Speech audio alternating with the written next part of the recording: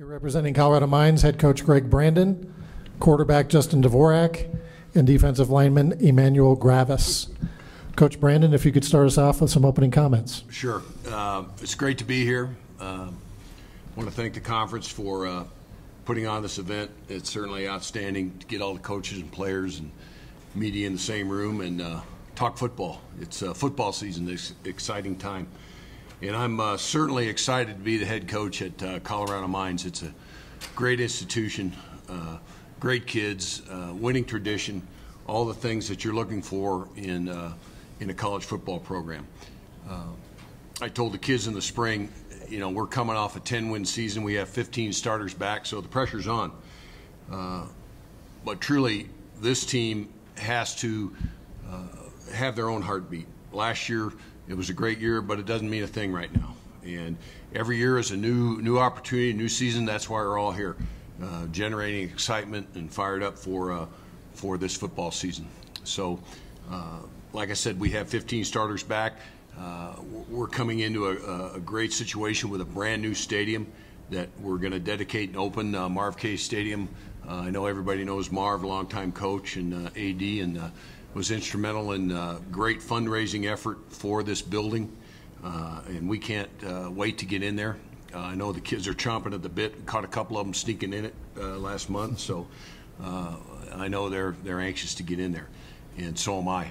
And you know, the league is certainly a quality football league. The RMAC is a great conference, and I went to college and high school in the state, and I'm familiar with the league through the years, and great competition year in, year out. Anybody can beat anybody, and that's the fun part of college football. Everybody has a chance, and we're certainly excited to be a part of that. That's all I got. Questions? Coach Creighton Raps from Hero Sports.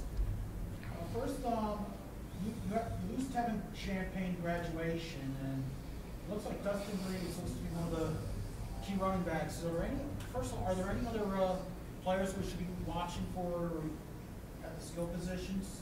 Well, the running back position, right now we have a number of guys competing for that spot. It's kind of running back by committee, if you will.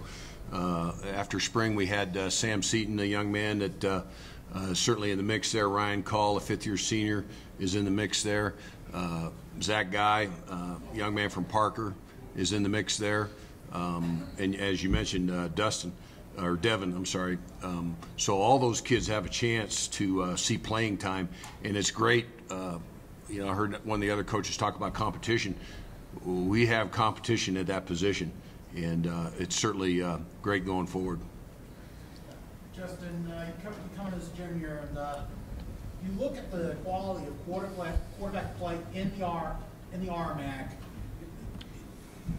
Talk about, does that put more pressure on you that you're trying to keep up with the other quarterbacks, say Chadron or Pueblo? I wouldn't say there's necessarily more pressure. I'm always up to the challenge. I'm a competitor, but when you look at the guys I have around me, Cole Spurgeon, Ty Young, Jimmy Ellis, Nate Wiemers, guys that have a lot of experience and are coming back and are very capable playmakers, that makes my job a lot easier. Manuel, you've got one of 6 starters on defense coming back this year. First, starting from the D-line and working your way back, talk about who some of the guys are, both returnees and some of the newcomers or reserves from last year who you expect to make an impact for Mines. Oh, for sure. So our D-line is definitely one of our strengths, and we're very excited to bring them back. I got one of the top pass rushers on our team next to me. I got Tommy Hoskins. He'll be on the opposite side. I also have Dallas Fields. He was all-region, big-time playmaker in the backfield, helped me get all those TFLs. And then we also have Andrew Renfrew, who's always consistent. Linebackers, we're coming back with experienced guys who have been ready to play. We got Jeff Grenfell, we got Drake, and we also have Drew Stefan, who we're bringing down from safety, which is a great replacement for Cole Kadavi. And also at DBs, we got Jalen Champagne, who's also, brothers with Tevin. He's going to do work for us, as well as I think we got a young guy, Adam Leonard, that's also going to be playing corner out there. And then our DBs, we're going to come back with still experienced returning starter, Sean Kobolinski. And then we got a battle right now between, I believe, Griff and Corkamp for that other position. So we're pretty excited. We know what we have to do. We got to make a statement and continue to complement our powerhouse of offense. So, Justin, you had a great season last year, and then you lose your head coach. Talk about the transition a little bit coming into spring ball. Yeah, the transition's been relatively easy. A lot of similar concepts. Coach called me over winter break and notified me that he was going to be the new head coach, and he said, hey, if it ain't broke, don't fix it. So hearing that was really relieved me. And having the opportunity to work with Coach Brandon as well as Coach Nick Fulton and some other guys he's brought in, it's been really great. I'm very excited about this upcoming season, and I know we're going to pick up where we left off. Does he have a Twitter now? What's that? Does he have a Twitter like Steve? He does. He's not as popular, but yeah, he's got it. Not yet.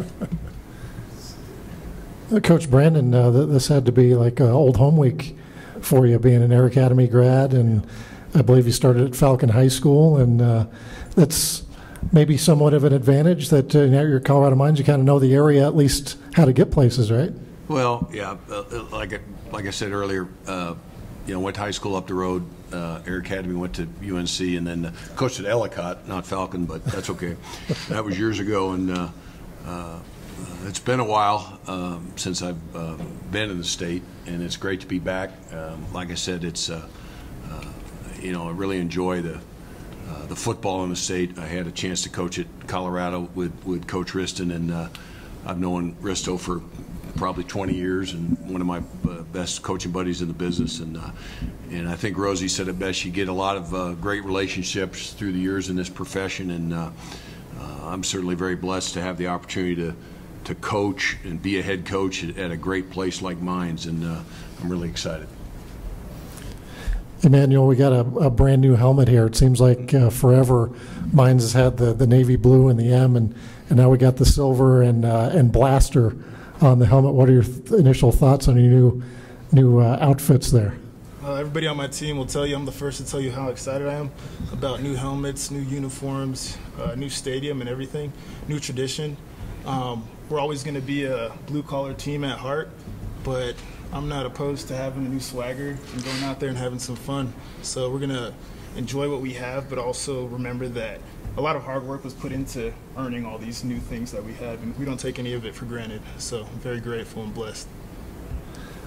Coach Brandon, you're the third new coach we've had up here today, and Coach Mills, Coach Rosenbaum, and the three of you have all come from Division I, which is somewhat new to the RMAC. What attracted you to this position at Colorado Mines? Winning. I've been a lot of places in my career, and I think I was talking with Coach Mills a little bit last night about it. It's tough to win in this business. It's hard. Coaching's easy. Winning's hard. And I think coming into a situation of Mines with a program that has won games and has tradition is something that was very attractive to me. Coming back to the state, coaching in a great league, I think all those things, an opportunity to be a head coach again, I think all those things played into the decision. Coach Dave Collins, Eagle Communications in Chad, Nebraska. Curious, as you made this transition now to be the coach at Mines, does the personnel that you inherit match a lot of what you do offensively, defensively, philosophically, or have you found yourself having to make some changes to the team that you're inheriting? Well, as JD said, there's not a lot of changes offensively. Schematically, we're going to be similar. We're going to be able to run the ball, but certainly throw it like they have been in the past. Defensively, I really like our team. I think our front seven is very solid. I think our defensive line is probably the strength of our football team. Our receivers are second probably in that, just from where I sit. The transition hasn't been difficult. Like I said, you got 15 starters back from a 10-win team. I just hope I don't screw it up, so really looking forward to it. quick follow-up. You were alluding to how your career path and Coach Riston's career path with singing lacrosse. How much does that make the game on the 24th more, I guess, significant? Or talk about those things for a moment. Yeah, it's just another game. No, it's really excited for all the games. Of course, you always want to get after the top dog, and CSU Pueblos.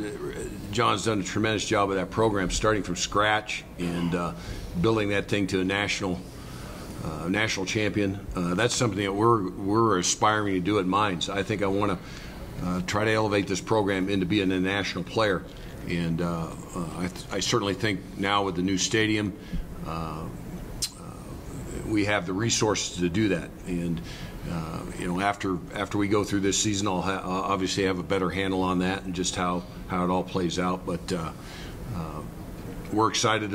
Obviously, it's great fun coaching against Coach Riston and all the other guys in the conference. I've had a chance to spend time with the coaches in the league, and some more than others, and top to bottom, it's quality. Really good head coaches, really good programs. Justin, question for you. Your preseason offensive player of the year, you're going to be out there as a Harlan Hill candidate most likely. Just curious how much of that stuff you keep track of during the season. Have you kind of sized up some of the other guys across the nation? Those individual things, how much do they matter to you? Not at all. My main goal is getting back to the playoffs and making a run for the national title. And that's it.